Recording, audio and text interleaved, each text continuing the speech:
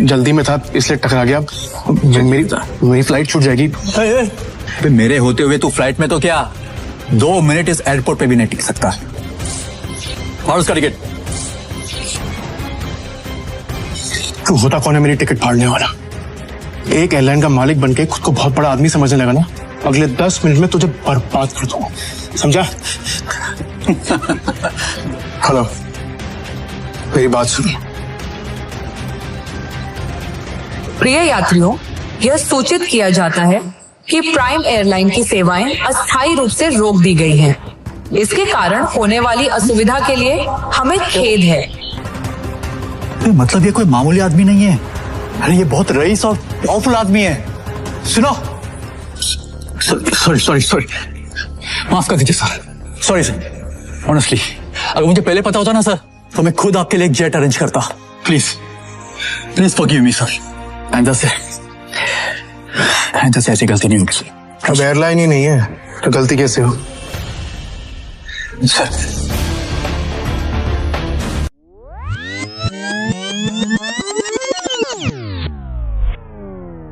Sir मेरी flight है US के लिए अगले 30 मिनट में, प्लीज सर। लाओ टिकट दिखाओ। सर टिकट अंदर है मेरे मैनेजर के पास, प्लीज सर। चल, ऐसा नहीं होता टीचर, ये एयरपोर्ट है, कोई बस स्टैंड नहीं कि मुंह उठा के चल दोगे। चलो भाई, हाथ जोड़ो, मेरी फ्लाइट है सर यूएस के लिए 30 मिनट में सर, प्लीज सर। टिकट अंदर है। भिखारी, कपड़े तेरे गंदे हो रहे हैं, चप्पल में तेरे छेद हो रहा है, तो क्या कह रहे थे? तेरी फ्लाइट है आधे घंटे बाद, और वो भी यूएस के लिए। अबे कभी सपने में भी देखा है तूने हवाई जहाज? चल निकल बाहर, चल। मैं आपके आगे हाथ छूटता हूँ सर, मेरी फ्लाइट है सर, प्लीज मुझे जाने दीजिए प्लीज। वैसा नहीं जाएगा ना? प्लीज सर, मैं रिक्वेस्ट कर रहा हूँ से। चल, मार के मोर बना दूंगा तेरा, समझा?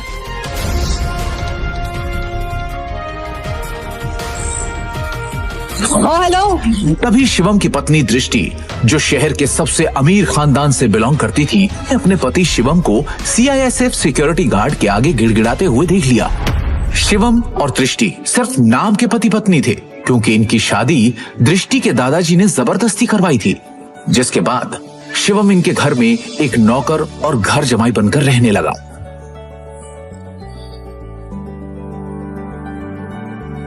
बेकारी है। तुम यहाँ क्या कर रहे हो? तुम्हें पता है ना, यहाँ बहुत इंपॉर्टेंट इन्वेस्टर आने वाले हैं मेरे, जिनका वेलकम करने के लिए मैं यहाँ आई हूँ। तो मुझे यहाँ कोई तमाशा नहीं चाहिए, इससे तुम जिससे भी यहाँ आए हो ना, वो सब छोड़ो और चलो यहाँ से, निकलो यहाँ से।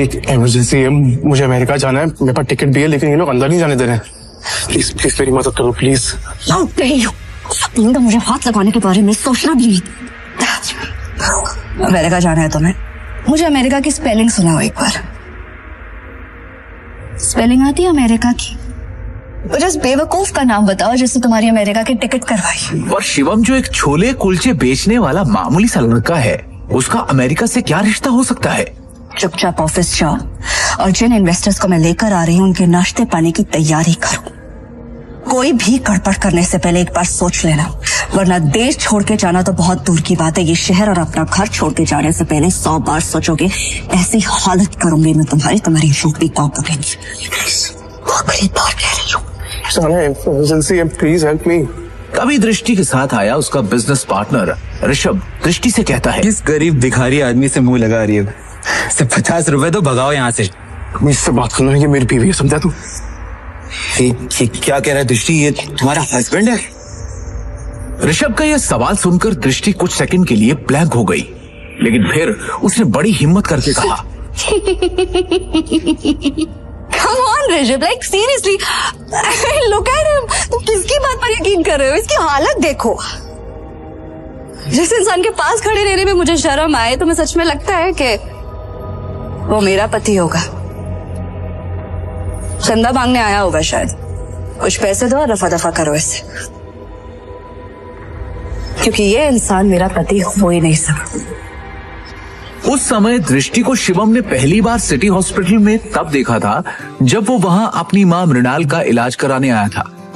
एक रईसजादी लड़की जिसके पास किसी चीज की कोई कमी नहीं थी, फिर भी वो सारे ऐशो आराम छोड़ रोज अपना समय निकालकर उन बीमार कैंसर पेशेंट से मिलने आती थी।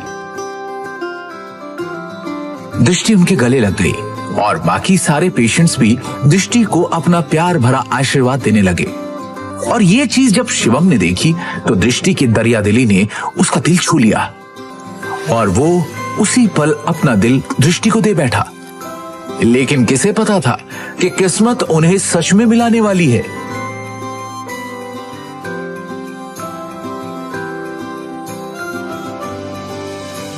सुन लिया। अब इससे पहले कि मैं मार मार के तेरा मुंह तोड़ दूं, तो अपने आप यहां से निकल जा। शिवम अपनी किस्मत पर अंदर ही अंदर रो रहा था।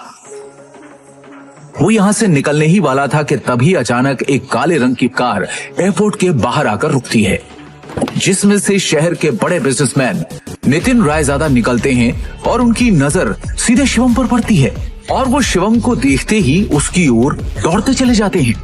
मिस्टर शिवम?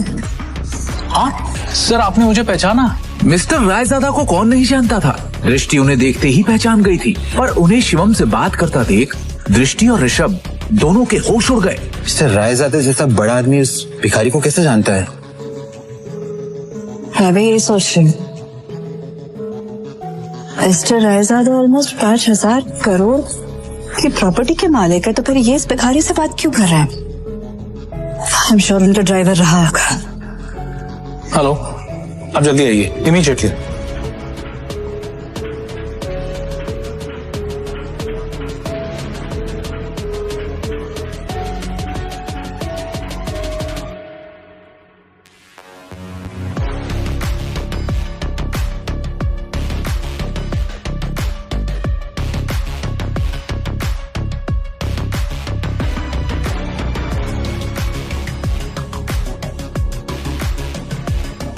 मिस्टर रायजादा से भीख मांग के उस गरीब ने एयरपोर्ट में एंट्री ले ली।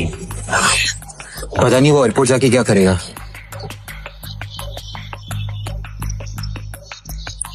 Excuse me, mister Raizada right? Hi, मैं दृष्टि, नारंग ग्रुप की CEO। Please don't mind me asking, लेकिन अभी अभी आप जिस शख्स से बात कर रहे थे, आप उसे कैसे जानते हैं? मतलब देखने में वो भिखारी लग रहा था, आप उस भिखारी को कैसे जानते हैं? You mean mister Shivam? Are you kidding? आप मिस्टर शिवम को भिखारी कह रही हैं? लगता है आप मार्केट में काफी नई आई है मैडम, वरना ऐसी बकवास नहीं करती। अच्छा, मैं चलता हूं। दृष्टि सोच में पड़ जाती है कि आखिर मिस्टर रायजादा की बातों का क्या मतलब था। और दूसरी ओर शिवम तेजी से एयरपोर्ट के अंदर भाग रहा होता है कि उसे वहां उसका मैनेजर खड़ा दिखता है। ये रही आपकी यूएस की टिकट, ये रहा आपका फोन, जल्दी से गेट नंबर 3 पर जाइए, आपके पास ज्यादा समय नहीं है। Thank you. शिवम तेजी से वहां से भागते हुए गेट नंबर 3 की तरफ निकल जाता है। वो गेट नंबर 3 पर पहुंचने वाला ही होता है कि उसके सामने अचानक एक आदमी आ जाता है, जिससे वो टकराकर नीचे गिर पड़ता है।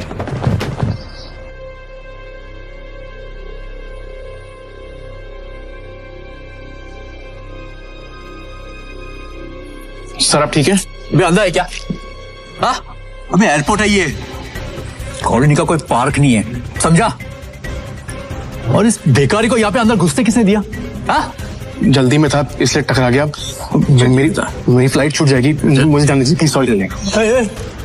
सॉरी। मेरे होते हुए तू फ्लाइट में तो क्या 2 मिनट इस एयरपोर्ट पे भी नहीं टिक सकता, समझा? तू जानता नहीं है किससे टकराया है तू, समझा? मेरे सर से टकरा तू जानता नहीं ये कौन है? ये प्राइम एयरलाइंस का मालिक है। सर मेरी फ्लाइट भी प्राइम एयरलाइंस की है, प्लीज मैं आपसे माफी मांग रहा हूँ, आज भी छोड़ दो प्लीज, कुछ इमरजेंसी प्लीज। इमरजेंसी है प्लीज? सर मेरी टिकट। मैं भी देखता हूँ तू जैसा भिखारी मेरी एयरलाइंस में कैसा चढ़ता है, समझा ना? टिकट सारे बिछा है, टिकट इसकी। Take him down. लो नीचे उसको। समझा ना? और उसका टिकट।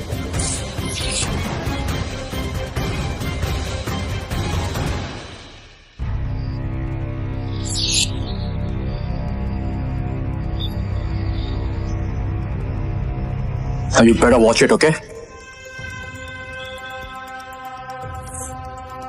चलो लेट्स गो। जब वो शिवम की यूएस की टिकट के 4 टुकड़े करके उसके मुंह पर फेंकता है, तब शिवम गुस्से में उठता है और उन बॉडीगार्ड्स को जमीन पर गिरा देता है।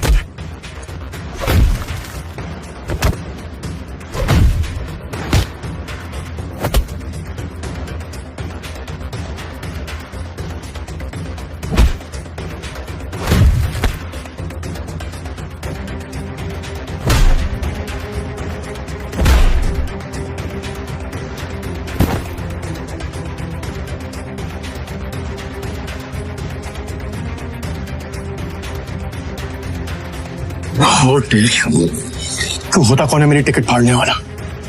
एक एयरलाइन का मालिक बनके खुद को बहुत बड़ा आदमी समझने लगा ना। 10 मिनट, अगले 10 मिनट में तुझे बर्बाद कर दूंगा, समझा? 10 मिनट में बर्बाद करेगा मुझे, वो तो करे ना तुझमें। चल मैं यही खड़ा हूं, दिखा क्या कर सकता है तू। रुको, बहुत देखे ऐसे। हेलो, मेरी बात सुनो, मैं यंग मास्टर बोल रही हूँ।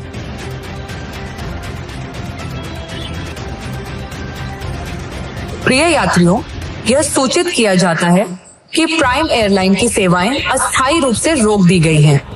इसके कारण होने वाली असुविधा के लिए हमें खेद है। सभी यात्रीगण से अनुरोध है कि मिस्टर जानकारी के लिए हेलो हमारी आधिकारिक वेबसाइट अथॉरिटी या हेल्पलाइन से अथॉरिटी करें।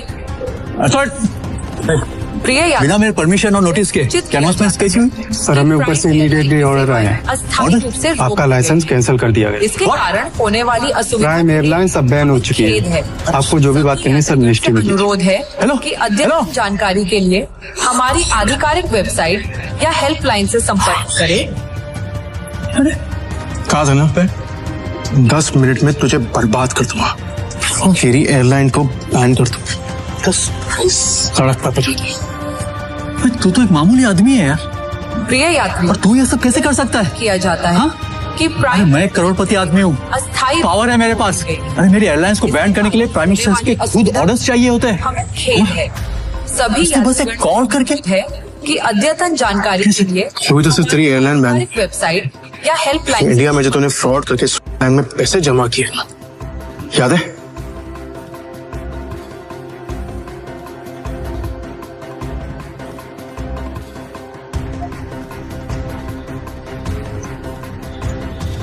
उसके लिए तुझे जेल भी भिजवा सकता, लेकिन अभी इमरजेंसी है, इसलिए इतने में ही छोड़ रहा हूं। मैं तेरे हाथ में कटोरा देके ना तुझे भीख मंगवा दे।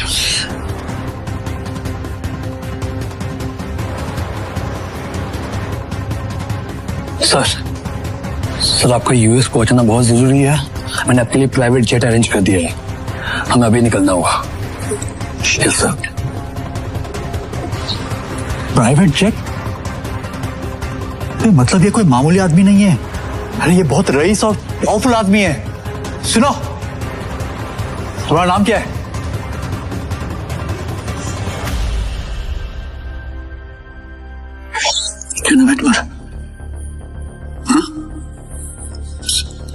सॉरी माफ कर दीजिए सर, सॉरी सर। ऑनेस्टली अगर मुझे पहले पता होता ना सर, तो मैं खुद आपके लिए एक जेट अरेंज करता।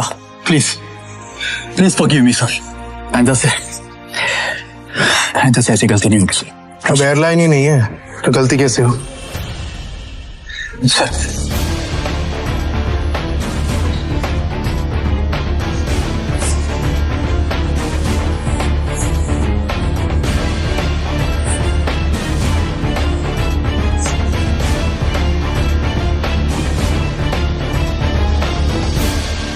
Good morning, sir. Morning. Sir, bag, please. It's all right. Sir, please tell me. I'll keep it. Thank you.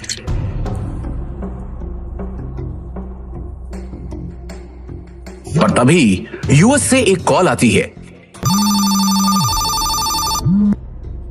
Hello Shivam sir, अब आपको यूएस आने की कोई जरूरत नहीं है। हमें डॉलर मिल चुका है और बड़े साहब अब खतरे से बाहर है। हम कल ही उन्हें लेके इंडिया आ रहे हैं। थैंक गॉड, मैं तो डर ही गया था। Keep me posted, okay?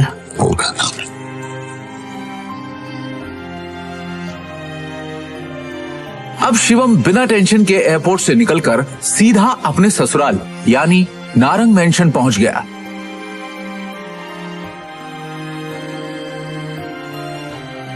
उधर रोज की तरह शिवम दुनिया से बेखबर अपनी ही धुन में हाथों में दृष्टि का लंच बैग और कानों में ईयरफोन्स लगाए ऑफिस आया। गुड मॉर्निंग मिसेस वर्मा, कैसी हैं आप? आज का दिन बहुत खूबसूरत है ना? Hello, how are you? You tension क्यों? गॉड, तू सारा टाइम घर में वर्करूम की तरह काम करता रहेगा कि कभी न्यूज भी देखेगा? वो इतने बड़े बिजनेसमैन का दामाद है और तुझे बिल्कुल खबर नहीं बिजनेस की। सर क्या हुआ कि मुझे मालूम नहीं है। सरकारी टेंडर्स ना मिलने से नारंग इंडस्ट्रीज को बड़ा झटका। वेंटिलेटर पे चल रही नारंग इंडस्ट्रीज को इस 200 करोड़ के टेंडर से बहुत उम्मीदें थी, लेकिन ये टेंडर चला गया कपूर इंडस्ट्रीज के पास। नारंग इंडस्ट्रीज और उसके गिरते हुए शेयर्स को कैसे बचाएगी दृष्टि नारंग? ऋषभ दृष्टि का बिजनेस पार्टनर था। वैसे तो उसे दृष्टि का जीवन साथी बनना था, लेकिन दृष्टि के दादाजी ने मरने से पहले जबरदस्ती दृष्टि की शादी एक सड़क छाप गरीब लड़के शिवम से करा दी थी, जो छोले कुलचे बेचता था। और फिर दृष्टि के दादाजी के गुजर जाने के बाद बिजनेस को संभालने के लिए दृष्टि के पिता अखिल नारंग ने बहुत कोशिश की, लेकिन वो कंपनी को संभाल नहीं सके। तनाव की वजह से उनकी तबीयत पर गहरा असर पड़ा, नुकसान बढ़ता जा रहा था, इसलिए दृष्टि को यह जिम्मेदारी उठानी पड़ी। हालांकि ऋषभ चाहता तो दृष्टि की ये समस्या अपने पापा के दोस्त मिस्टर नारायण से रिक्वेस्ट करके हल करवा सकता था, लेकिन दृष्टि से अपनी सगाई टूटने के बाद उसने फैसला किया कि वो कभी भी दृष्टि की मदद नहीं करेगा। दृष्टि बिल्कुल खामोश बैठी थी। वो हर हाल में इस कंपनी को बचाना चाहती थी। टेंडर ना मिलने की वजह से सारे इन्वेस्टर्स ने अपने हाथ खींच लिए। इनफैक्ट ये देखो, ये बैलेंस शीट, इसमें भी कुछ खास नहीं है। They don't have trust on us anymore. अगर ऐसा ही चलता रहा ना तो हमारी कंपनी दिवाला हो जाएगा। नहीं नहीं नहीं नहीं नहीं नहीं नहीं, no, this cannot happen. I can't let this happen. ये कंपनी सिर्फ कंपनी नहीं है। दादाजी ने खून पसीने की मेहनत से नारंग ग्रुप ऑफ कंपनीज को खड़ा किया था और इसका परचम सिर्फ हमारे देश में नहीं बल्कि विदेश में भी लहरा रहा है। बहुत मेहनत से दादाजी ने इसे कामयाब बनाया है। हमारी एक गलती की वजह से या कुछ ना कर पाने की वजह से मैं दादाजी की पूरी मेहनत को मिट्टी में मिलने नहीं दे सकती। We have to do something. I can't lose this company. This is not the option. आप सब प्लीज कुछ कीजिए। आपको तो कोई आइडिया होगा ना, कोई सोल्यूशन होगा। Somebody just find a way. दृष्टि बेटा, तुम्हारे दादाजी के टाइम से हमारे कुछ वफादार एसोसिएट्स थे जिनके साथ हम बिजनेस करते थे, लेकिन उनके निधन के बाद ऋषभ के निर्देश पर हमने उनके साथ डील करना बंद कर दिया। अगर तुम कहो तो उनसे मर्जर की बात की जाए। राजा काका, दैट्स नॉट एन ऑप्शन। और वैसे भी आज की खबर सुन के मुझे नहीं लगता कोई हमारे साथ मर्जर करेगा। Let's look at other options. Meanwhile, what can we do? Raja Mauli उर्फ राजा काका दृष्टि के दादाजी के पुराने वफादार थे, लेकिन आज वो सिर्फ नाम के कंपनी एडवाइजर थे। नारंग इंडस्ट्रीज और उसके गिरते। Hello, yes ma'am, yes ma'am, I get the files. अपने एक्सपर्ट से हम जानेंगे दिवालिया हो रही नारंग इंडस्ट्रीज का भविष्य। नारंग इंडस्ट्रीज और उसके गिरते हुए शेयर्स को कैसे बचाएगी दृष्टि नारंग?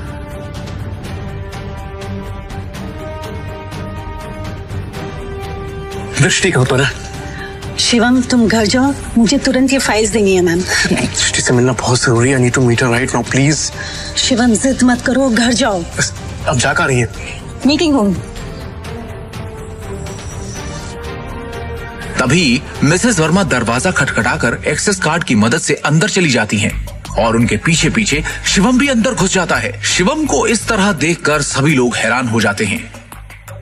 दृष्टि, इस प्रॉब्लम के बारे में कुछ बात करनी है जरूरी, प्लीज। शिवम, इस वक्त नहीं। इस वक्त मैं बहुत ही जरूरी मीटिंग में हूँ और ये मीटिंग इस वक्त मेरे लिए बहुत जरूरी है। 5 मिनट दे दो। इन सब बातों के लिए इस वक्त मेरे पास वक्त नहीं है। प्लीज 5 मिनट इस प्रॉब्लम का सोल्यूशन है। यहाँ मीटिंग चल रही है। मुंह उठा के आ गया साला फटीचर। और वैसे भी कंपनी के मैटर में तेरा कोई लेना, तेरी औकात क्या है? सबसे पहले तो इस आदमी को यहाँ से निकालो। इसकी वजह से सारी गड़बड़ है। सृष्टि अपनी डिसीजन खुद लो प्लीज। सिक्योरिटी से बाहर फेंको। सर मैं यहाँ संभाल लूंगी, आप मीटिंग में वापस जाइए प्लीज। छोड़ो इसे, छोड़ो। मैडम लेकिन सर ने इन्हें बाहर निकालने को कहा है। छोड़ो इसे, ये कोई चोर है क्या? ये दृष्टि मैम के पति हैं और नारंग इंडस्ट्रीज के घर जमाई। भूल गए क्या तुम लोग? Sorry. Thank you Mrs Verma. जितनी इज्जत आपसे मिलती है उतनी दृष्टि उसकी मॉम से भी नहीं मिलती। Thank you. इस प्रॉब्लम के बारे में कुछ बात करनी है जरूरी, प्लीज। मिसेस वर्मा शिवम को ऑफिस की छत पर ले जाती हैं और उससे पूछती हैं। शिवम। हाँ जी। तुम अंदर क्या बड़बड़ा रहे थे? तुम कंपनी को संकट से बचा सकते हो, कैसे बचा सकता हूँ ये तो आपको अभी नहीं बता सकता, लेकिन आपसे कुछ मदद चाहिए मिसेस वर्मा। कंपनी की कुछ डिटेल्स चाहिए। कैसी डिटेल्स? मुझे शेयर होल्डर्स की, इन्वेस्टर्स की लिस्ट चाहिए और बैलेंस शीट भी देखनी है, उसके बाद ही कुछ कर पाऊंगा। अंदर जो कुछ भी हुआ उसके बाद ऑफिस का कोई भी स्टाफ तुम्हारी मदद करने को तैयार नहीं होगा, लेकिन एक आदमी है जो तुम्हारी मदद कर सकता है अगर तुम उसको मना लो तो ही। कौन? Rajamouli sir. I think he can help you. वो दृष्टि के दादाजी के बहुत करीबी थे, लेकिन जब से ऋषभ आया ना ऑफिस में उसने उनको साइडलाइन कर दिया। वो ना चेन स्मोकर है, तो वो हर एक घंटे आते हैं यहाँ पे सिगरेट पीने। तुम उनका इंतजार करो और कोशिश करो उनसे बात करने की। हाँ मैं वापस जाती हूँ। शिवम वहां खड़ा होकर राजा मौली का इंतजार करने लगता है। इसी बीच उसने अपनी जेब से फोन निकाला और किसी को कॉल किया। हेलो। कैसे हैं नितिन राजा जी आप? अरे शिवम जी, आपसे मुलाकात भी हो गई और आज आपका कॉल भी आ गया। हमारे तो भाग्य खुल गए। बोलिए ना सर। आपसे एक छोटा सा काम। हुक्म किया जाए मालिक।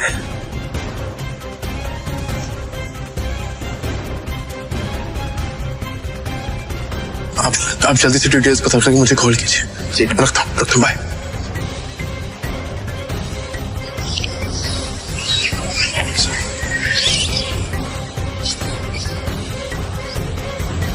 राजा काका, रायजादा ग्रुप और नारंग इंडस्ट्रीज का मर्जर कैसा रहेगा?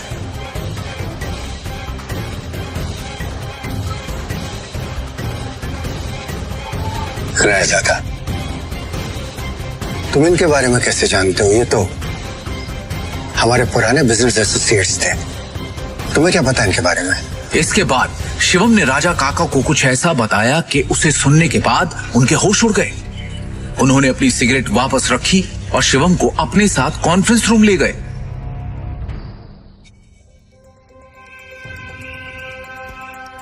ये गरीब फटीचर अब तक यहाँ है। अपनी भाषा पर नियंत्रण रखो। दृष्टि बेटी, हमें शिवम की बात को सुनना चाहिए कि वो कहना क्या चाहता है। इसके पास एक योजना है। योजना? सड़क छाप। जितनी तुम्हारी उम्र है ना, उससे ज्यादा एक्सपीरियंस मुझे इस कंपनी में काम करने का हो चुका है। इस सब नोक झोंक के बीच दृष्टि गहरी सोच में थी।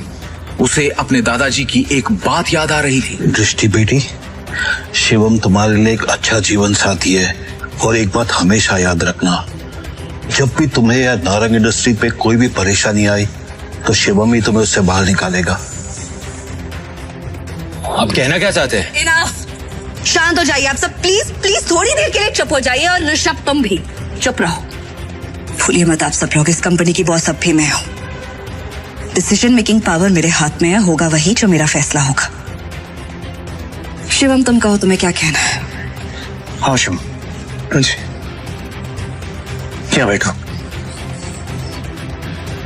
सबसे पहले मुझे कंपनी के शेयर होल्डर्स और इन्वेस्टर्स की लिस्ट चाहिए और बैलेंस शीट भी देखनी है, उसके बाद ही कुछ कह पाऊं। दृष्टि, ये बहुत ज्यादा हो रहा है। हम ऐसे ही किसी को अपनी कंपनी की डिटेल्स शेयर नहीं कर सकते। लैपटॉप दो सर। प्लीज चलो दृष्टि, तो ये बात ऋषभ, भूलो मत तुम्हारी बॉस का पति है जिसके बारे में तुम ऐसे बात कर रहे हैं। अगली बार तमीज का इस्तेमाल जरूर करना। 2 साल में पहली बार शिवम ने दृष्टि को उसके लिए लड़ते हुए देखा। दृष्टि की बात सुनते ही उसका सीना चौड़ा हो गया। Shivam, you continue.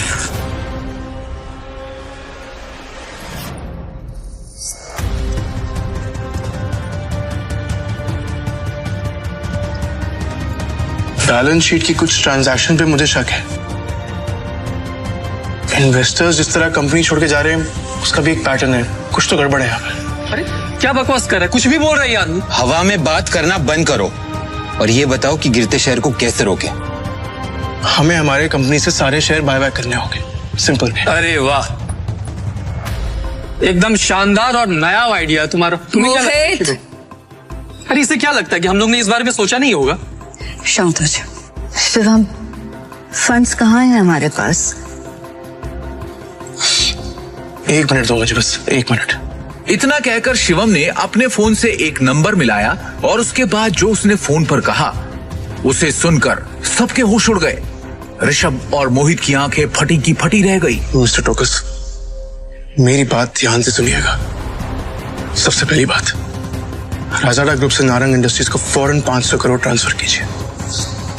दूसरी बात, राजाडा ग्रुप और नारंग इंडस्ट्रीज के बीच में मर्जर अनाउंस कीजिए। और हाँ, आखिरी बात, कपूर इंडस्ट्रीज के सारे शेयर खरीद लीजिए जल्दी। दृष्टि शिवम की इतनी बड़ी बड़ी बातें सुनकर हैरान थी। उसे यकीन ही नहीं हो रहा था कि उसका घर जमाई पति इतनी बड़ी कंपनी से उसकी नारंग इंडस्ट्री का मर्जर करवा रहा था। दृष्टि ने शिवम से कहा, शिवम, तुम हो कौन? ब्रेकिंग न्यूज, बड़ी खबर आ रही है इस वक्त हमारे पास। रायजादा ग्रुप ने नारंग इंडस्ट्रीज के साथ मर्जर की घोषणा कर दी है। इस खबर ने नारंग इंडस्ट्रीज को फर्श से अर्श तक पहुंचा दिया है। नारंग इंडस्ट्रीज के शेयर प्राइस ने वापस से रफ्तार पकड़ी है। नारंग इंडस्ट्रीज का दुनिया की सबसे बड़ी कंपनी रायजादा ग्रुप से जुड़ना काफी फायदेमंद साबित होगा।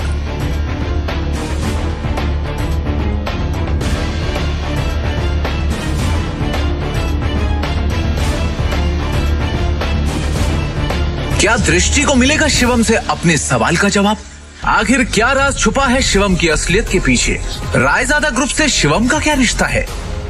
ये सब जो अभी अभी हुआ था, ये किसी जादुई सपने से कम नहीं था। लेकिन एक बात जो अब भी सबकी नजरों से शिवम ने छुपाकर रखी थी, वो थी उसकी आंतरिक शक्तियां, जिसे शिवम उजागर करने की कोशिश कई दिनों से कर रहा था। शिवम वहां से निकलकर एक शादी में गया था जहां उसे करण मिला था, जो कि दृष्टि का कजन था। वो शिवम को बेइज्जत करने से कभी बाज नहीं आता था।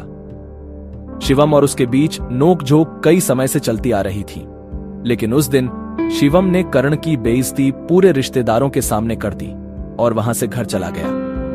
करण ने अपने गुस्से को पी लिया और ठान लिया कि वो शिवम को नहीं बख्शेगा।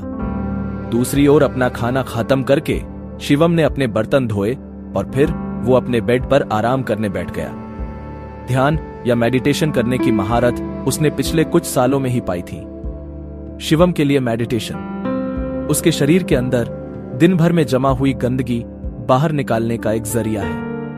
और तभी शिवम ने हाथ आगे बढ़ाया और बेड के साइड में रखा एक काला पत्थर उठाया। उसे मुट्ठी में बंद कर जैसे ही उसने हाथ को हल्के से घुमाया, वो पत्थर राख बन उसकी उंगलियों के बीच से सरक गया। शिवम की आंखों में उत्साह भर गया और उसने खुद से कहा, भस्म शक्ति ने अपना रूप ले लिया है। अरजा, उसके गुरु ने भी तो यही कहा था कि वो तक्षक महल का वंशज तभी माना जाएगा जब वो अपनी अंदरूनी शक्तियों को जगा लेगा, और तब उसकी तलाश शुरू होगी ढूंढने के लिए रायजादा परिवार के उन खास लोगों को जिनसे वो अपने गुरु के निशानी के तौर पर दिए जेड पत्थर की मदद से मिल पाएगा। वही वो पल होगा जब शिवम अपनी जिंदगी को बदल पाएगा। सिर्फ इतना ही नहीं, इसके साथ ही शिवम के हाथ वो सब भी लगेगा जो आम इंसान की पहुंच में नहीं, जैसे कि पौराणिक औषधियां, धन और उसके पूर्वज। यही तो होता है इस विद्या में। इसमें किसी के वैभव और उसकी शक्ति की कोई सीमा नहीं है। सक्का अपने गुरु का निशानी के तौर पर दिया हरा पत्थर अपने हाथों में घुमाते हुए शिवम ने सोचा, मेरी शक्तियां पूरी तरह से जागृत हो चुकी हैं। अब वक्त आ चुका है मामले को अपने हाथों में लेने का, एक्शन में आने का। शिवम ने अपनी शक्तियां जागृत होने के बाद उनसे अपनी शक्तियों के दम पर दृष्टि के ऑफिस में हुई सारी चीजों को दृष्टि और वहां मौजूद सब लोगों को भुलवा दिया। यहां तक कि नितिन रायजादा भी अब शिवम के साथ हुई बातों को भूल चुके थे। ऐसा शिवम ने क्यों करा, वो तो वक्त ही बताएगा। अगले दिन शिवम की मुलाकात उसके पिता से हो गई, जो कि इतने दिनों से उसे मिलने के लिए मजबूर कर रहे थे। तुम्हारे दादाजी पिछले 2 सालों से बिस्तर पर हैं, बहुत बीमार हैं। अपने बिगड़ते स्वास्थ्य के बावजूद वो बस एक ही जिद लेकर बैठे हैं कि केवल एक बार फिर तुमसे मिलना चाहते हैं। वो बस चाहते हैं कि तुम वापस आ जाओ। भावेश, जो कि शिवम के पिता हैं, उन्होंने कहा, तुम्हारे चाचा की भी शादी हो चुकी है, लेकिन तुम्हारे ताऊजी और चाचा जी के यहाँ केवल 2 बेटियां हैं। शाह खानदान का इकलौता दावेदार। शिवम ने खुद को नीचा दिखाने के लिए बुदबुदाया, तो आप चाहते हैं कि मैं परिवार की विरासत के लिए आपकी सौदेबाजी का हथियार बन जाऊं? तुम सच में बहुत भोले हो, भावेश ने ठंडे स्वर में कहा। हमारे परिवार का जो व्यापार है, उसकी अनगिनत शाखाओं के अलावा हमारे शाह परिवार का दिल्ली और उसके आसपास के इलाकों में एक बड़ा पारिवारिक व्यवसाय है। परिवार के नियमों के अनुसार अगर परिवार के मुखिया की मृत्यु हो जाती है और तीसरी पीढ़ी को संभालने वाला कोई नहीं है, तो परिवार के मुखिया को दूसरे परिवार से बदल दिया जाएगा और उस समय से शाह परिवार पर हमारी शाखा का शासन नहीं होगा। और इसका मुझसे क्या लेना देना है? शिवम ने शांति से पूछा। तुम्हारे दादाजी के बीमार पड़ने के बाद से ही पिछले कुछ वर्षों में तुम्हारे चाचा और ताऊजी पहले से ही परिवार की विरासत और सत्ता की हकदारी के लिए लड़ने की तैयारी में जुट चुके हैं, जिससे परिवार के भीतर एक जबरदस्ती का हंगामा हो रहा है। क्या तुम बस ऐसे ही हाथ पर हाथ रखकर बैठे रहोगे और कुछ नहीं करोगे? भावेश ने निराशा भरी नजरों से पूछा। शिवम थोड़ा झुंझलाया और उसने उपहास भरी मुस्कान से भावेश की तरफ देखा। आखिरकार वो अपने पिता भावेश के वास्तविक स्वरूप को भली भांति जानता था।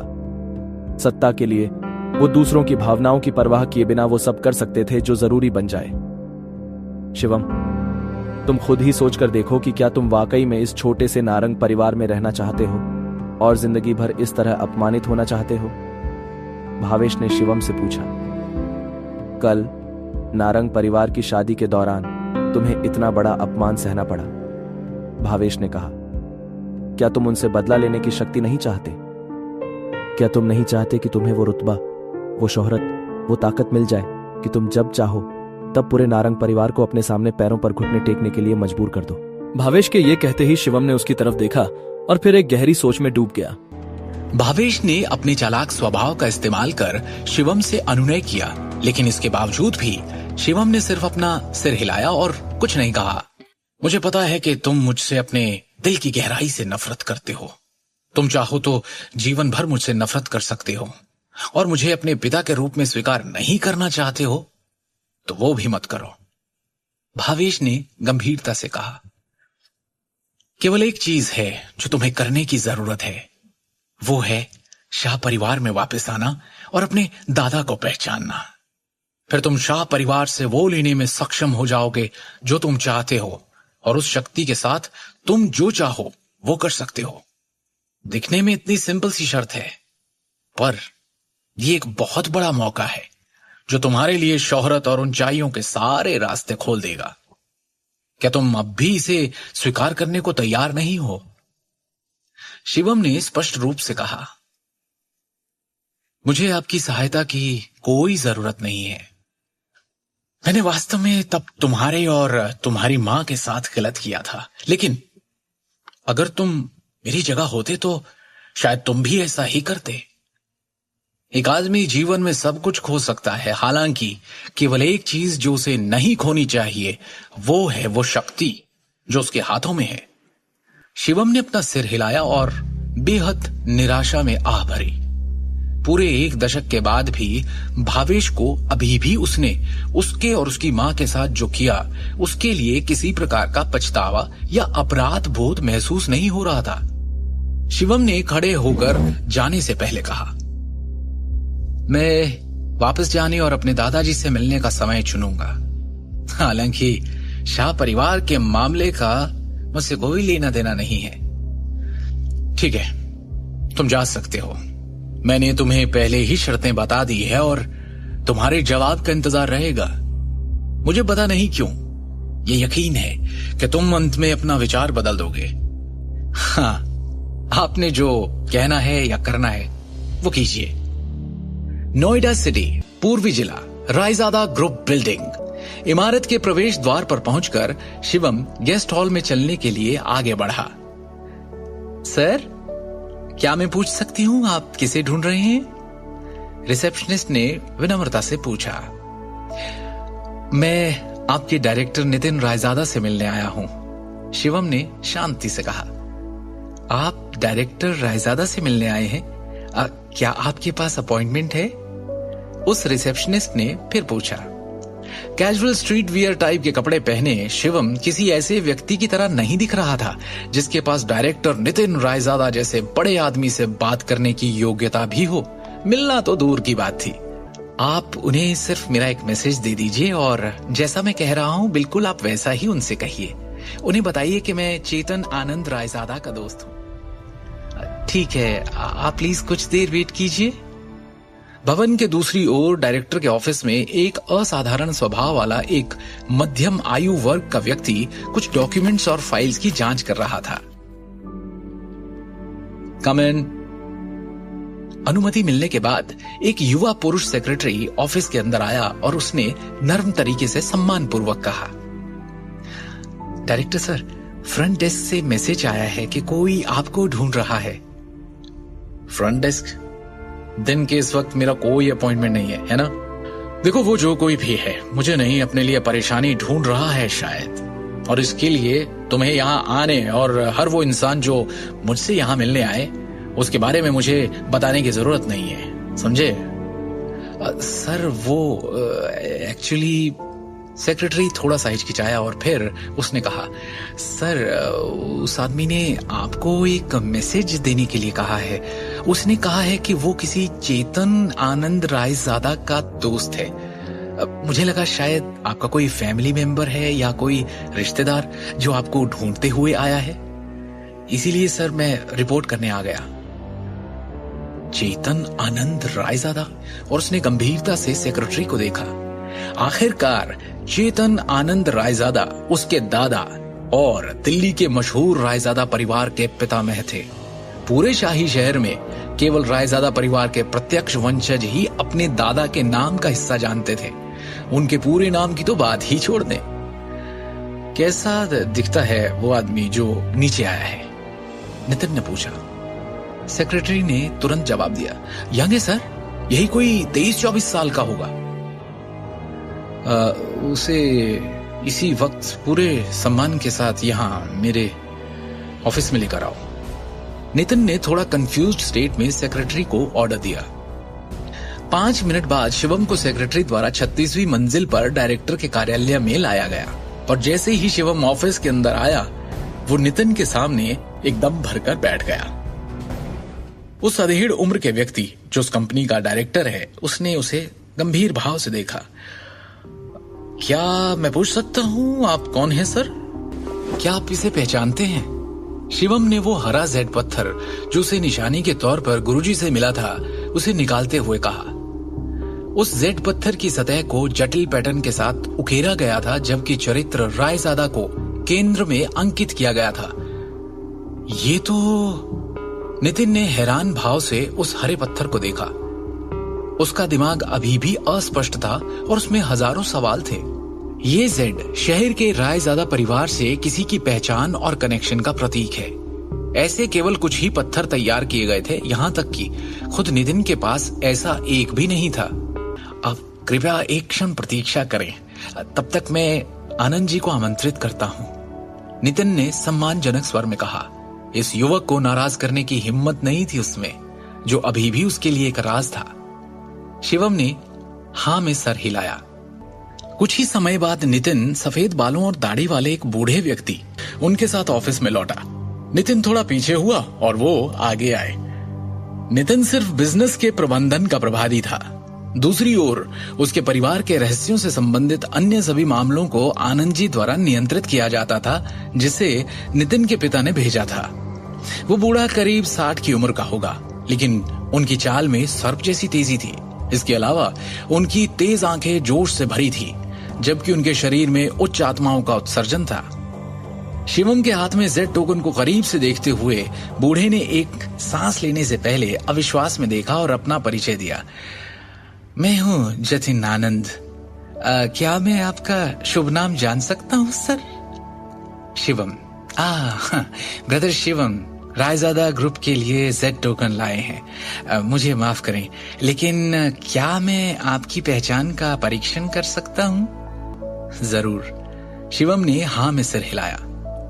जतिन को एक नजर देखते ही शिवम बता सकता था कि वो एक साधारण बूढ़ा आदमी नहीं था। इसे देखकर एक बात तो साफ थी कि जतिन आनंद तक्षक विद्या की दुनिया में एक विशेषज्ञ थे। जवाब में सिर हिलाने के बाद जतिन ने अचानक अपनी कलाई को हिलाया और एक जेड गेंद को रोल करते हुए फेंका, जो हवा में घूमती हुई तेजी से शिवम की ओर जा रही थी। अचानक हुए हमले के बावजूद शिवम ने तेजी से अपनी तरफ आती हुई उस जेड बॉल को नंगे हाथों से पकड़ लिया और अपनी सीट पर बैठ गया। और जैसे ही उसने अपनी मुट्ठी खोली, उसकी उंगलियों के बीच से जेड धूल का ढेर फिसलने लगा। इस अप्रत्याशित दृश्य को देखकर नितिन की आंखें चमक गई। जतिन आनंद की अभिव्यक्ति भी फीकी पड़ गई और वो खुद से बुदबुदाए, एक आंतरिक शक्ति विशेषज्ञ इतनी कम उम्र में? कहीं ये उस इंसान का वंशज तो नहीं? रायजादा परिवार के एक बुजुर्ग के रूप में वो प्राचीन तक्षक विद्या से संबंधित गांधी परिवार के रहस्यों के संपर्क में आए थे। इस प्रकार वो मोटे तौर पर शिवम की असली पहचान का अनुमान लगा सकते थे। जतिन आनंद ने झुककर सम्मान पूर्वक कहा, मैं रायजादा परिवार की तीसरी शाखा का बड़ा जतिन आनंद आपका अभिवादन करता हूं, महान Elder. Nitin Raizada great Elder का अभिवादन करता है, नितिन ने गंभीर स्वर में कहा। शिवम के हाथ में जेड टोकन रायजादा परिवार के महान बुजुर्ग की पहचान का प्रतिनिधित्व करता है। रायजादा परिवार के नियम बेहद सख्त थे और किसी को भी उनका अपमान करने की अनुमति नहीं थी। अपनी पहचान स्वीकार किए जाने के बाद शिवम ने थोड़ा सिर हिलाया। द ग्रेट एल्डर इस बार ईस्ट ब्रांच ग्रुप में आए हैं।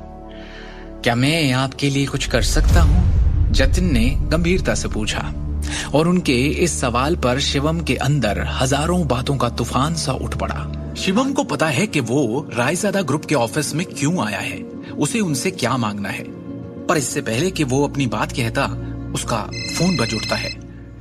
शिवम, फौरन मेट्रो सिटी हॉस्पिटल पहुंचो। मैंने तुम्हारे और दृष्टि के तलाक के कागजात बनवा लिए हैं। अभी की अभी आकर उन पर साइन करो। फोन की दूसरी ओर से दृष्टि की माँ सिमी ने चीखते हुए कहा, आप हॉस्पिटल में क्यों हैं? क्या चल रहा है मम्मी जी? शिवम ने गंभीरता से पूछा। दृष्टि के पापा फैक्ट्री में थे जब करण अचानक फैक्ट्री खरीदने आ गया। वहां कुछ ऐसा हुआ कि ये घायल हो गए। हॉस्पिटल में एडमिट करना पड़ा। करण और दृष्टि में भी बहस हुई और दृष्टि बेहोश हो गई। करण अब भी गुस्से में है। कर्ज के भुगतान के लिए जबरदस्ती हमारा घर बेचने पर तुला है। बस एक शर्त पर हमें बख्शने को तैयार है कि दृष्टि तुम्हें तलाक दे दे। हम ये सब और नहीं सह सकते। भगवान के लिए उसे तलाक दे दो। सिमी विनती करते हुए रो पड़ी। मैं वहां पहुंचता हूं, कहकर जैसे ही शिवम ने फोन रखा, उसका चेहरा भावहीन सा हो गया। दृष्टि बेहोश हो गई। शिवम की आंखों में ऐसा क्रोध उमड़ पड़ा जैसा आज तक कभी किसी ने नहीं देखा। उसने जतिन और नितिन की ओर देखते हुए शांति और अधिकार के साथ कहा, मैं चाहता हूं कि पूरी की पूरी नारंग एम्पायर दिवालिया हो जाए, वो भी एक दिन के अंदर। ग्रेट एल्डर, आपकी आज्ञा सर आंखों पर। नितिन रायजादा ने सम्मानपूर्वक उत्तर दिया। दिल्ली के सबसे बड़े मेट्रो सिटी हॉस्पिटल में शिवम जल्दी से कमरा नंबर 608 में पहुंचा। जानते हो ना क्यों हो रहा है ये सब हमारे साथ? क्योंकि तुमने करण के साथ बदतमीजी की।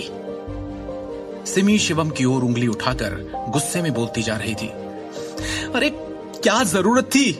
पंगा उसके साथ करने की सोची जाती है जो आपके बराबर की हैसियत का हो। तुम क्यों अपनी हैसियत भूल जाते हो बार बार? क्यों जलील किया करण को पार्टी में? इल्जामों की इस बौछार में भी शिवम चुप रहा। उसने बस अस्पताल के बिस्तर की ओर देखा। बिस्तर पर लेटे हुए उनके ससुर अखिल नारंग थे। आपको चोट कहां लगी? शिवम ने चिंतित स्वर में पूछा। घाव अंदरूनी है, घबराने की बात नहीं, अखिल ने दर्द भरी आवाज में कहा। शिवम की आंखों में अपने लिए चिंता देखकर दृष्टि बोल पड़ी। मैं ठीक हूं। पापा की मजदूरों से बहस हो गई, उन्हें पीटा गया। ये तो अच्छा हुआ किसी तरह उन्होंने अपना बचाव कर लिया। हालांकि शिवम का दिल गुस्से से भर गया था। उसने ये पूछने से पहले खुद को शांत किया। फैक्ट्री में एग्जैक्टली हुआ क्या था?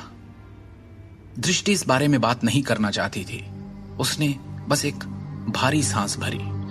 पता नहीं करण को फैक्ट्री के लेनदारों के अधिकार कैसे मिले, या फिर वो कब कैसे सबसे बड़ा लेनदार बन गया। वो मजदूरों को फैक्ट्री की सारी मशीन तोड़ने फोड़ने के लिए उकसाने लगा। मैंने और दृष्टि ने उसे समझाने की कोशिश की, पर वो हंसता रहा हम पर। फैक्ट्री की सारी मशीन्स उठवा ली उसने। फैक्ट्री खत्म हो गई, घर भी जल्दी ध्वस्त हो जाएगा। बहुत निर्दयी हैं वो लोग, और हम क्यों उनका निशाना बने? सिर्फ तुम्हारी वजह से शिवम, सिर्फ तुम्हारी वजह से। बोला उसने कि वो तुम दोनों का तलाक चाहता है। मैंने तो हां कर दी है। अब तुम में थोड़ी शर्म है तो साइन कर दो इन पेपर्स पर। सिमी ने निर्दयता से कहा। बस करो सिमी। बिस्तर पर लेटे हुए अखिल ने गहरी आवाज में कहा। हर बात का दोष शिवम को देना बंद कर दो। ये सब जिसके कारण हो रहा है वो मैं हूं जो अपना परिवार संभालने में सक्षम नहीं है। वो मेरे भाई का बेटा है जो हमें हंसी का पात्र बनाने के लिए हमें बर्बाद करने पर तुला है। इस बार मैं अपनी बेटी की बात सुनूंगा। अगर सबसे खराब स्थिति आती है तो हम उसे घर और कारखाना दे देंगे और दिल्ली शहर से बाहर चले जाएंगे। कम से कम हमें उनके चेहरे तो नहीं देखने होंगे। ये सुन सिमी भी खामोशी में डूब गई। अरे वाह, पूरा परिवार एक साथ। शिवम। कमरे के बाहर से हंसी की आवाज आई। करण यहां भी आ गया। आपने मेरे सुझावों के बारे में क्या सोचा? पांचवी चाची, पांचवे अंकल? करण ने उन्हें और भड़काने के लिए उद्देश्यपूर्ण ढंग से अपने शब्दों को लंबा खींचा। अगर मैं आज आपके बचाव में नहीं दौड़ा होता तो वो वर्कर्स तो आपकी जान ही ले लेते, है कि नहीं? एक तो खुद तुमने ये सब करवाया और अब हीरो बनने आ गए हो। बंद करो ये ढोंग करण। करण की बातों से तंग आकर दृष्टि फट पड़ी। करण की चालाक अभिव्यक्ति उनमें से कोई बर्दाश्त नहीं कर पा रहा था। अरे यार, आप लोग दया के लायक हो ही नहीं। ऐसे लोगों को पता है क्या कहते हैं? थैंकलेस। करण ने आ भरते हुए कहा। मैं चाहता था कि अखिल अंकल के सारे कर्जे बाहर के बाहर निपट जाएं। क्या यह तरीका सही नहीं था उन्हें सेव करने का? मेरी जगह कोई और होता तो शायद आज ये जिंदा भी नहीं होते। करण ने कोमल स्वर में कहा। मैं तो बस मदद करने की कोशिश कर रहा हूं। मुंह बंद करो और दफा हो जाओ यहां से करण। दृष्टि गुस्से में कांपती हुई चिल्लाई। मैं दफा हो जाऊं? फिर ये मत कहना अखिल अंकल कि मैंने आपके परिवार को एक मौका नहीं दिया। अरे आपको तो एहसान मानना चाहिए, पर आप मानते नहीं। इसलिए मैं कल ही लेनदारों के अधिकार जारी कर दूंगा। बर्बाद हो जाएंगे आप सब। लोन शार्क्स तब तक आपके पीछे रहेंगे जब तक आप जिंदा हैं। क्या आप बकवास कर रहे हो?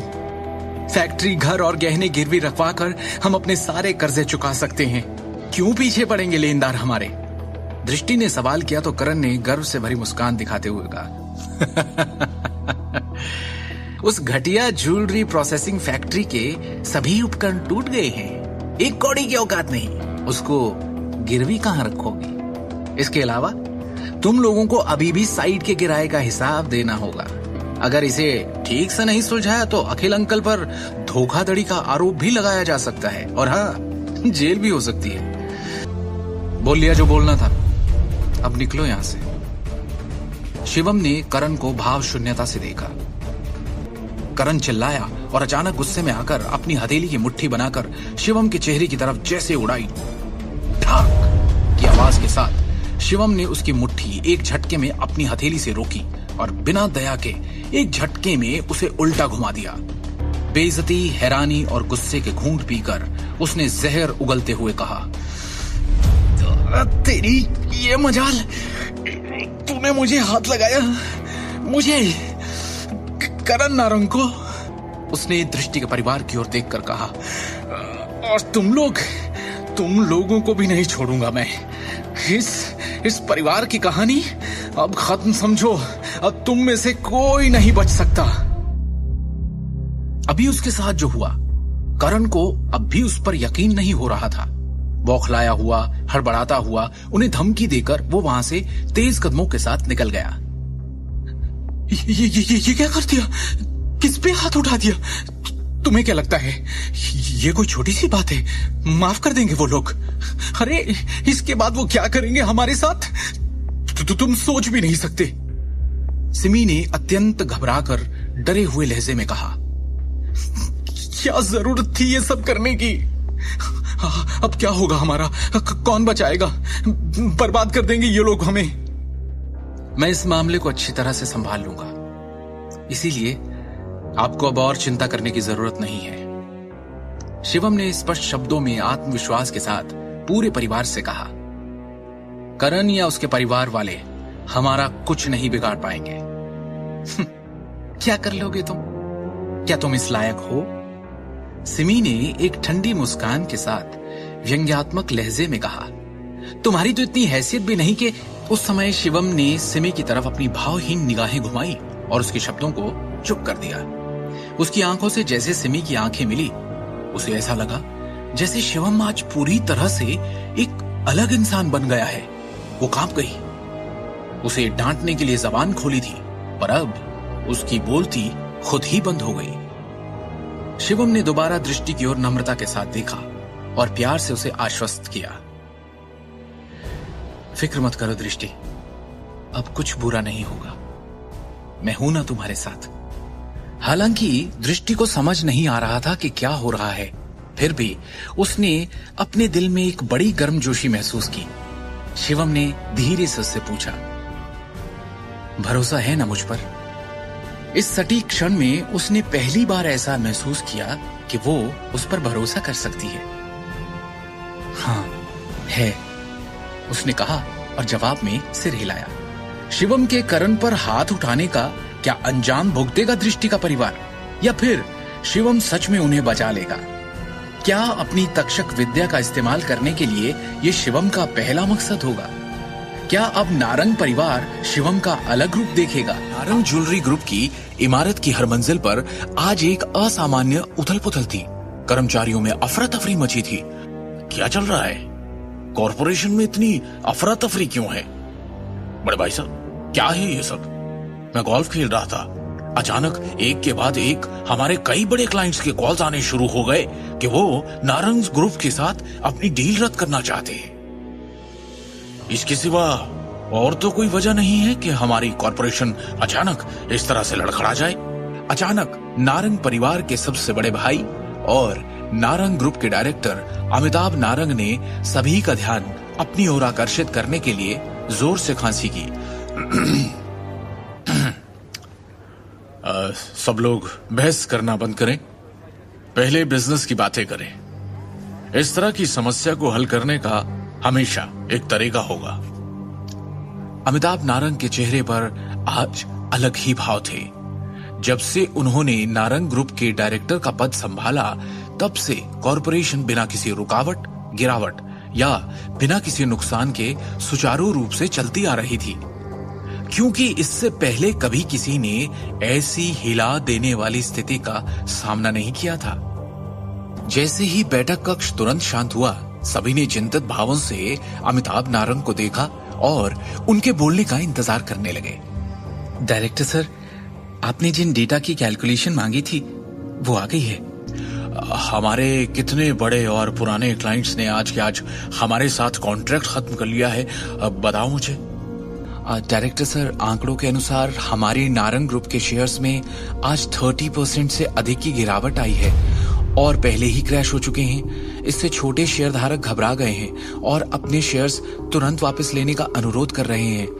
अब इसके अलावा 1 दर्जन से भी ज्यादा शहरों में हमारे ज्वेलरी के सेल्स चैनल आज काट दिए गए हैं और हमें हमारे सारे कॉन्ट्रैक्ट्स खत्म करने के लिए फोर्स किया गया है। इन सब के अलावा ईस्टर्न प्रांत की ज्वेलरी और उससे जुड़ी हुई 20 से भी ज्यादा कंपनीज, ज्वेलरी कॉमर्स एसोसिएशन और जनरल चैम्बर ऑफ कॉमर्स ने संयुक्त रूप से सार्वजनिक रूप से घोषणा की है कि वो हमारे नारंग ग्रुप का सहयोग नहीं करेंगे। अभी स्थिति ये है कि मार्केट में हमारे नारंग ग्रुप पर कोई भरोसा करने को तैयार नहीं है। अमिताभ नारंग का चेहरा ऐसे पीला पड़ गया जैसे उन्होंने कोई भूत देख लिया हो। उन्हें खुद अभी तक ये बात समझ नहीं आ रही थी कि उन्होंने किस ताकतवर शख्स को इतना नाराज कर दिया कि उसने पूरे के पूरे नारंग ग्रुप का दिवालिया निकाल दिया, वो भी एक दिन के अंदर। उन्होंने अजीत की तरफ देखा और पूछा, अजीत, क्या तुम इस समस्या का कोई समाधान लेकर आए हो? चिंता वाली बात यह है कि कोई स्पष्ट रूप से पर्दे के पीछे के तार खींच रहा है और हमारे ग्रुप को निशाना बना रहा है। हालांकि अजीत नारंग को भी समझ नहीं आ रहा था कि क्या किया जाए। उसका चेहरा राख हो गया था। अभी के लिए हमें तार खींचने के लिए जिम्मेदार व्यक्ति का पता लगाना चाहिए। हम तब तक देख सकते हैं कि क्या बातचीत के लिए अभी भी कोई जगह है। अजीत नारंग ने असहाय रूप से कहा। दोनों मुखिया समझ नहीं पा रहे थे कि उन्होंने किसे नाराज किया है। आखिर किसके पास एक दिन के अंदर नारंग ग्रुप को दिवालिया होने के कगार पर खड़ा करने की शक्ति थी। ये देखकर कि दोनों मुखिया भी बेबस थे, बैठक कक्ष और भी बेचैन हो गया क्योंकि शेयरधारक आगे की चर्चा में पड़ गए कि तभी कक्ष के दरवाजे पर दस्तक हुई और वो चश्मे वाली युवा महिला सेक्रेटरी फिर से अंदर आई। उसके चेहरे पर इस वक्त और भी ज्यादा परेशानी के भाव थे। महिला सेक्रेटरी ने गंभीर लहजे में कहा, वाइस चेयरमैन, किसी ने हमें अभी फोन किया है। वो रायजादा ग्रुप के सेक्रेटरी विक्रम टोकस हैं। इस बार वो आपसे नारंग ग्रुप के मामलों पर कुछ बात करना चाहते हैं। मुझसे बात करना चाहते हैं? अजीत नारंग ने असमंजस में उत्तर दिया। वहां मौजूद सभी लोग हैरान हो गए। आखिर क्या उस व्यक्ति को पहले एग्जीक्यूटिव डायरेक्टर सबसे बड़े भाई की तलाश नहीं करनी चाहिए? वो तीसरे भाई की तलाश क्यों करेंगे? कहीं ऐसा तो नहीं?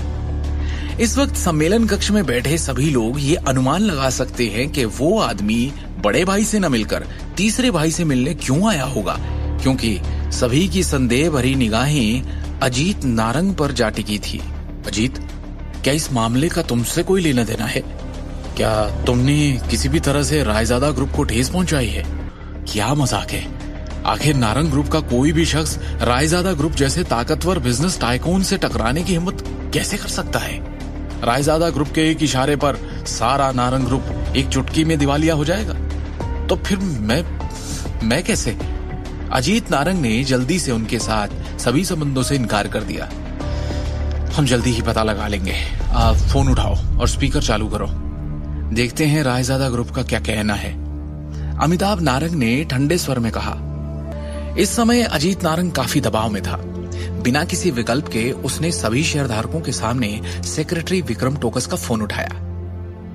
क्या आप अजीत नारंग हैं? फोन के दूसरी छोर पर सेक्रेटरी विक्रम टोकस की आवाज बहुत ठंडी थी। हाँ mister Tokas, good morning. Ajit Narang ने विनम्रता से जवाब दिया। 1 घंटे बाद हम एक बड़ी मीटिंग बुलाएंगे। इसके लिए प्लीज नारंग ग्रुप के सारे मैनेजमेंट को फौरन सूचित कर दीजिए। हमारा रायजादा ग्रुप आपकी कंपनी के एक्विजिशन यानी अधिग्रहण के बारे में बात करने के लिए आएगा। अपने बेटे करण नारंग को मीटिंग में बुलाना मत भूलिएगा। विक्रम ने कहा। जी बिल्कुल, अजीत ने तुरंत उत्तर दिया, क्योंकि वो विक्रम टोकस को अपमानित करने की जरूरत नहीं कर सकता था। फोन की एक बीप के साथ विक्रम ने आखिरकार कॉल काट दिया। अजीत नारंग, उसका चेहरा पीला पड़ गया। अपने बेटे का नाम सुनने के बाद उसे एक बड़ी बेचैनी महसूस हुई। कॉल खत्म होने के बाद वहां मौजूद सभी शेयरधारकों ने अजीत नारंग को और भी अधिक शत्रुता और संदेह की दृष्टि से देखा। चूंकि मामला अर्जेंट है, हम एक बार में ही बैठक बुलाएंगे। कंपनी के पूरे मैनेजमेंट को सूचित किया जाए और रायजादा परिवार के लोगों के आने का इंतजार करें। अमिताभ नारंग ने गंभीर स्वर में कहा। 3 घंटे बीत गए। बैठक कक्ष में माहौल बेहद तनावपूर्ण हो गया था, क्योंकि सभी घबरा कर इंतजार कर रहे थे। मिस्टर नारंग, क्या हमें फोन नहीं करना चाहिए? वो आ भी रहे हैं कि नहीं? शेयर धारकों में से एक से अब इंतजार नहीं हो रहा था। अनुभव था ही इतना कष्टदायक। हम केवल इंतजार कर सकते हैं। आखिरकार हमारे ग्रुप की जीवन रेखा पहले से ही रायजादा परिवार के हाथों में है, अमिताभ ने गंभीरता से कहा। इसी दौरान एक युवक अचानक अपनी बिजनेस टीम और 2 अन्य वकीलों के साथ बैठक में चला गया। सब लोग मुझे अपना परिचय दें। मैं रायजादा ग्रुप के नारंग ग्रुप एक्विजिशन का इंचार्ज हूं, सेक्रेटरी विक्रम टोकस ने गंभीर अभिव्यक्ति के साथ कहा। और हां, मैं नारंग ज्वेलरी ग्रुप का नया चेयरमैन भी हूं। डायरेक्टर अमिताभ नारंग की जगह कॉरपोरेशन के मामले अब मैं संभालूंगा। इतना कहने के बाद सेक्रेटरी टोकस ने चेयरमैन की कुर्सी खोल दी और बोल्ड अंदाज में बैठ गया। भवानी नारंग के निधन के बाद से नारंग ग्रुप के चेयरमैन का पद खाली था। यहां तक कि अमिताभ और अजीत नारंग ने भी खुद को डायरेक्टर के पद तक ही रखा। ये नजारा देखकर नारंग परिवार के सभी सदस्यों के चेहरे पर घृणा आ गई और वो चुप रहे, क्योंकि वो रायजादा ग्रुप को नाराज नहीं करना चाहते। सेक्रेटरी टोकस परिवार के सभी लोगों के हाव भाव देखकर मुस्कुराया और बोला, आगे बढ़ने से पहले ऐसा लगता है आप सब में काफी लोगों की समझ में नहीं आया कि अभी स्थिति एग्जैक्टली है क्या।